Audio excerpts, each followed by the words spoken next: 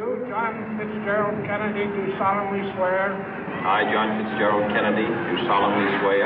That you will faithfully execute the office of President of the United States. That I will faithfully execute the office of President of the United States. And will, to the best of your ability. And will, to the best of my ability. Preserve, protect, and defend the Constitution of the United States. Preserve, protect, and defend the Constitution of the United States. So help you God. So help me God.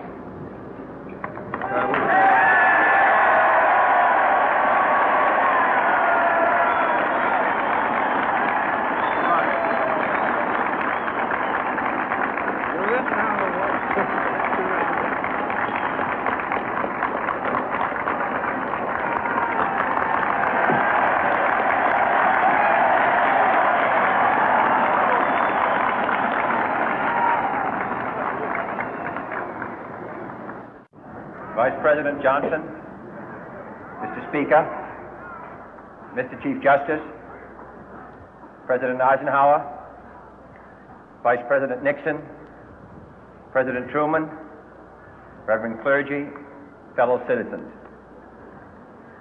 We observe today not a victory of party, but a celebration of freedom, symbolizing an end as well as a beginning, signifying renewal as well as change.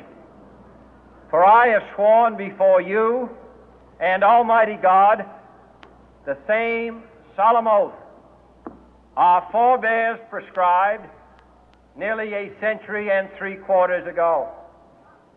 The world is very different now, for man holds in his mortal hands the power to abolish all forms of human poverty and all forms of human life. And yet the same revolutionary beliefs for which our forebears fought are still at issue around the globe.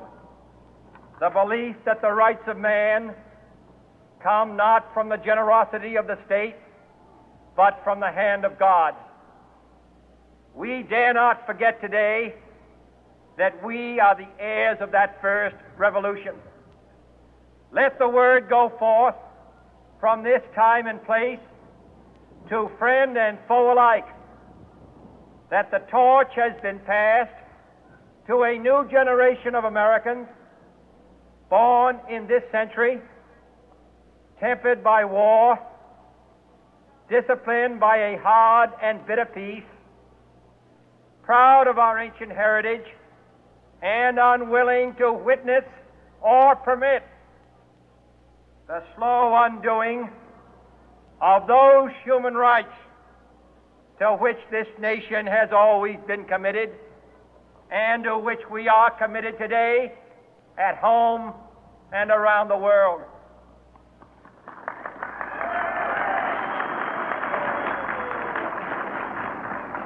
Let every nation know, whether it wishes us well or ill, that we shall pay any price, bear any burden, meet any hardship, support any friend, oppose any foe, to assure the survival and the success of liberty.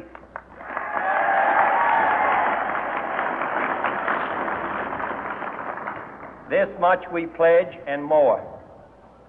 To those old allies whose cultural and spiritual origins we share, we pledge the loyalty of faithful friends.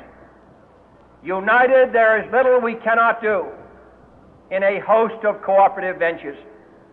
Divided, there is little we can do, for we dare not meet a powerful challenge at odds and split asunder. To those new states whom we welcome to the ranks of the free, we pledge our word that one form of colonial control shall not have passed away merely to be replaced by a far more iron tyranny. We shall not always expect to find them supporting our view, but we shall always hope to find them strongly supporting their own freedom, and to remember that in the past, those who foolishly sought power by riding the back of the tiger ended up inside.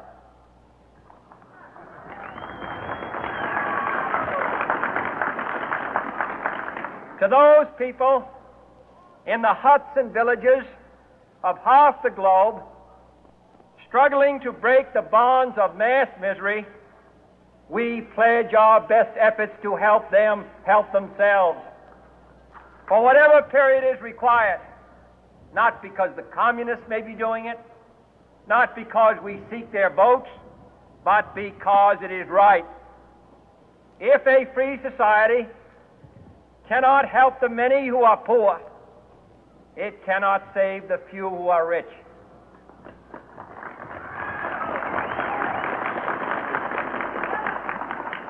To our sister republics south of our border, we offer a special pledge to convert our good words into good deeds, in a new alliance for progress, to assist free men and free governments in casting off the chains of poverty. But this peaceful revolution of hope cannot become the prey of hostile powers. Let all our neighbors know that we shall join with them to oppose aggression or subversion anywhere in the Americas. And let every other power know that this hemisphere intends to remain the master of its own house.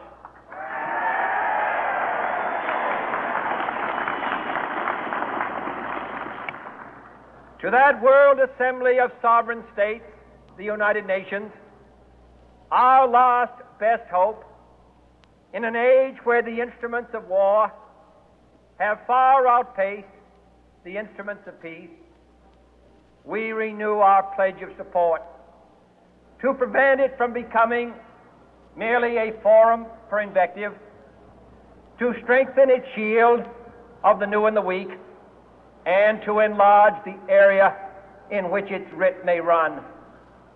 Finally, to those nations who would make themselves our adversary, we offer not a pledge, but a request that both sides begin anew the quest for peace.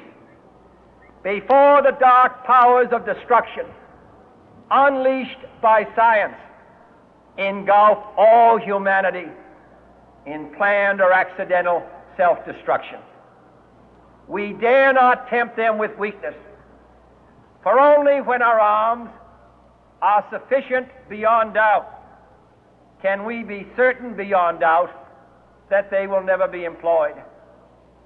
But neither can two great and powerful groups of nations take comfort from our present course, both sides overburdened by the cost of modern weapons, both rightly alarmed by the steady spread of the deadly atom, yet both racing to alter that uncertain balance of terror that stays the hand of mankind's final war. So let us begin anew, remembering on both sides that civility is not a sign of weakness, and sincerity is always subject to proof. Let us never negotiate out of fear, but let us never fear to negotiate.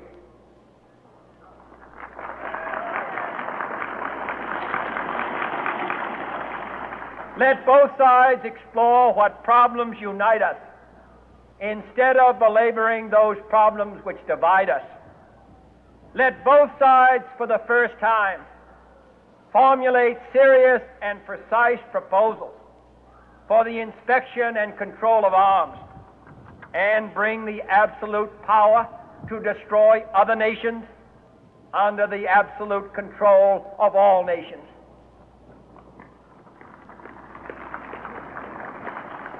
Let both sides seek to invoke the wonders of science instead of its terrors. Together, let us explore the stars, conquer the deserts, eradicate disease, tap the ocean depth, and encourage the arts and commerce. Let both sides unite to heed in all corners of the earth the command of Isaiah to undo the heavy burden and let the oppressed go free.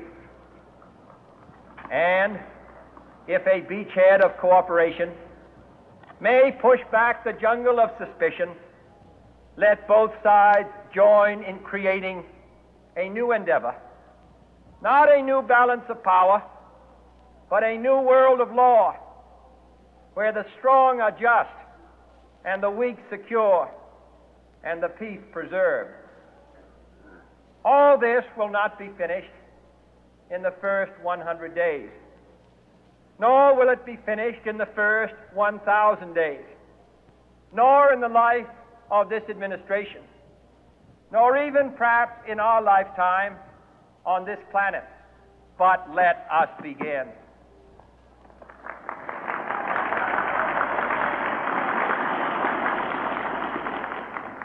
In your hands, my fellow citizens, more than mine, will rest the final success or failure of our course. Since this country was founded, each generation of Americans has been summoned to give testimony to its national loyalty. The graves of young Americans who answered the call to service surround the globe. Now the trumpet summons us again, not as a call to bear arms, though arms we need, not as a call to battle, though in battle we are, but a call to bear the burden of a long twilight struggle, year in and year out, rejoicing in hope, patient in tribulation, a struggle against the common enemies of man, tyranny, poverty, disease, and war itself. Can we forge against these enemies a grand and global alliance, north and south, east and west, that can assure a more fruitful life for all mankind? Will you join in that historic effort?